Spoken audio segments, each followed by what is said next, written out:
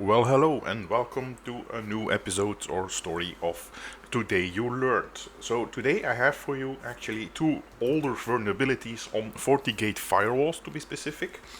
These are that I combined together into a new story that I wanted to share with you. We have a very old one, but still very active one and a very dangerous one. And then another one that I wanted to show you something else. So let's maybe begin with the newer one, the CVE 2021, so the younger one of the two. So what is this all about? It's a fairly straightforward, fairly simple vulnerability, specifically in FortiGate management, the web manager, into the web API. So not the management website, but the management web API, where the authentication can be bypassed by just specifying two additional headers. So these are the exact headers that we can add to any comment, and once we do that, we can actually allow or perform any authenticated API access calls, anything that we want, without proper credentials, so without authentication.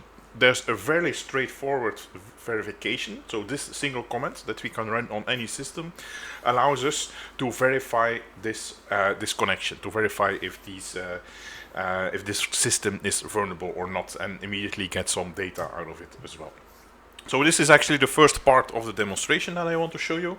So I've written something that not only reads out or verifies the issues, but adds VPN users and even adds them to the correct groups if necessary, and then optionally even add an SSH backdoor for that sweet SSH access that we all want. So let me show you now the vulnerable systems that we have. So this is my FortiGate system, not so straight, not so special at least, and this is my hacker system. So this hacker system is a very simple, straightforward Windows 11, where I have actually not done anything special. Everything is up to date and has been enabled or left default. The only things that I have done actually is I installed Firefox to show you the data as well, and Python 3. That's about anything I did. So the first phase that we want to do is to have a look at the address of the firewall. So what happens if we find a firewall? Let's see that we did, for example, we did a port scan, or we looked at Shodan or Google or anything else, and or inside the network, of course, and suddenly we see something like this. What we see here is not the management web interface. That's important to note. This is actually the VPN interface. We can see this by the button, because of the button there. So that button means that we have a VPN interface, which is of course also very interesting, and there are actually several vulnerabilities on this interface alone, like CVE-2024 and so on. But this is not the story I want to tell you, so let's look a little bit further and let's have a look at a different web interface, like this one. If I specify a different port, then we see something like this. And this means that we actually do have access to the web management interface, and on this interface also access to the API. So let's verify if we have full access, or if this FortiGate device is actually vulnerable, right? So we can do this by any command prompt, PowerShell, or Linux system, whatever we want. It just needs to have curl installed. This would then be the URL, of course. This is the web management interface, not the VPN. The two headers that I specified are here, user agent and forwarded. That's all. We don't really need anything more. If I press enter, we can actually see that this is a success. So this works. We actually have interesting information right here. We know the exact version of the system, and that we can address the API. So to do something with this API, to make it a bit simpler, of course, I've written a script that you can all download. So the script is on this location, of course, as all my scripts are. I just installed them. The only thing that my script needs on a blank new system like this one is this requests library, which of course I installed. And then if we have a look at this script like this, we have a look at what we need for this script. So it requires the string, the IP address or host name of the system, and that's about anything we need. We will have to specify, of course, the management port, because this is not the right one for this demonstration. Then we can specify the new username to add, including his new password to add. VPN users this would be, like I said, adds new VPN users.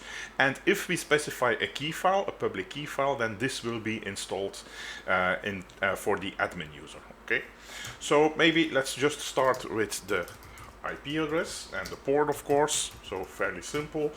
The first thing the script does, of course, is verify if the system is vulnerable, which it is. It reads out all the local users, even the groups, and it tries to detect the group that has VPN users in it. So it will add a user, in this case this user, with this password by default to the VPN. Let's maybe first check that it is not already installed. So this is the VPN interface where I will try it out like this, and as you can see, it is not correct because we have not yet added the user, of course. If I specify that I want to add this user and add it to the correct group, if we now try to log in,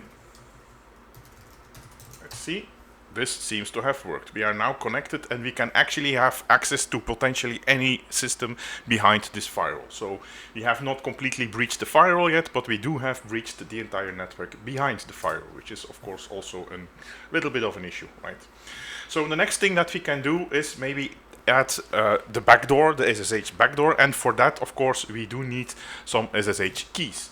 The SSH keys are not installed by default on Windows. We need to generate them. This is an example of a command that does this. So if we run this command, it will actually generate a key pair, it's called. It exists out of two different files. So this is the private key and this is the public key.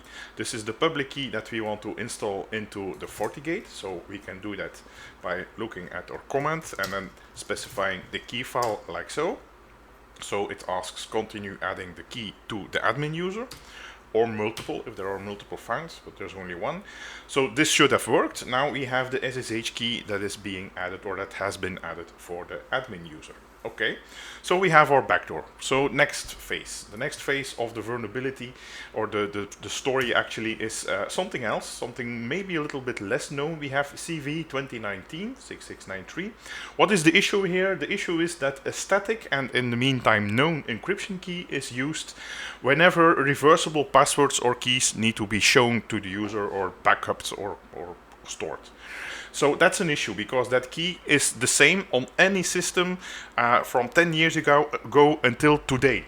So even though this CVE is several years old, today like 70-80% of all the systems, all the FortiGate systems are still vulnerable because it requires manual action, as you can see. So what is the issue? The issue is that if you create a FortiGate configuration backup, or you show the backup or you show the configuration via SSH, then the encryption key to show all the decryptable passwords is actually hard-coded and known, so we can use that decryption key to decrypt these credentials.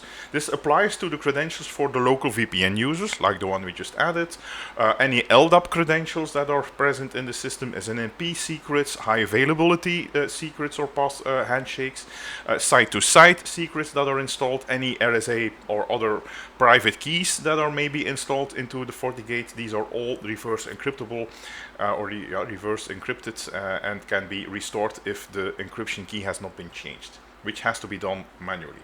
So how can we exploit this? We have to find some config backup via the web interface, for example, which would be a conf file, or if you logged in via the CLI, if you type show full configuration, you get the same results.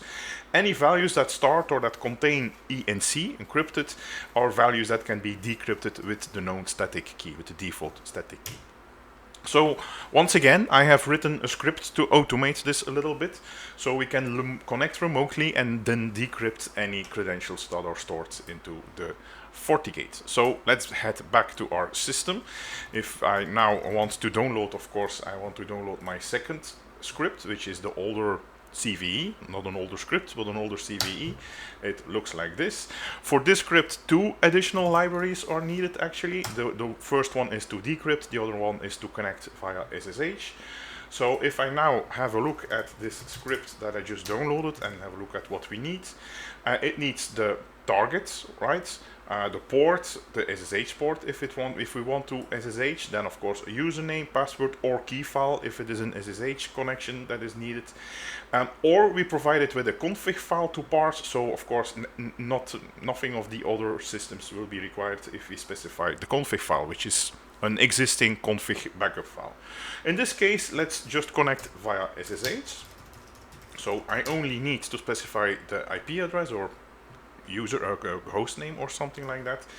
The username we already have, that's admin, and then the key file, it should be one of the two that we just generated, and it should be the private key, so that would be this one. So if I run this, it connects to our FortiGate and it is able to dump the full configuration, full configuration. It lists all the local users, including the one that we just added, of course. It lists any site-to-site secrets that are installed. So this is apparently a profile of site-to-site VPN that is installed, high availability, configuration details, SNMP. And of course, this is very interesting because this means we now have authenticated access to an LDAP server. Since we already have VPN access to the backend, this could be very interesting to move and do lateral movement and so on. Okay, so how do we fix this? Because of course, I hope the risk and issues are clear. How do we mitigate this? For the first one, the 2022 one, as with many CVEs, of course, update the systems and it is patched automatically. With 2019, there is not really a patch. There's no patch that fixes this. We need manual action to change that default encryption key, and it needs to be enabled via CLI. There's no GUI to enable this. How can you do this? The CLI, of course, is also acceptable or accessible via the web interface. We need to enter these 3 commands. Once we have entered end and then pressed enter, it will request to manually enter and then verify, so enter it again, a 32-digit hex passphrase. This is an example of such a hex passphrase. Of course, do not use this one, but another one. And then this will become the new static key to encrypt all the reversible encrypted passwords and so on. And that's it. Then from that then on, your system is of course encrypted and secured against this CVE. Of course, if you don't, as long as you don't put this on the World Wide Web or anything. Very interesting as well, this issue, the CVE, is also present on FortiManager and FortiAnalyzer, both of which I know contain quite a lot of personal credentials that are very interesting to know about. Okay, that's what I have. Thank you, and of course, keep learning.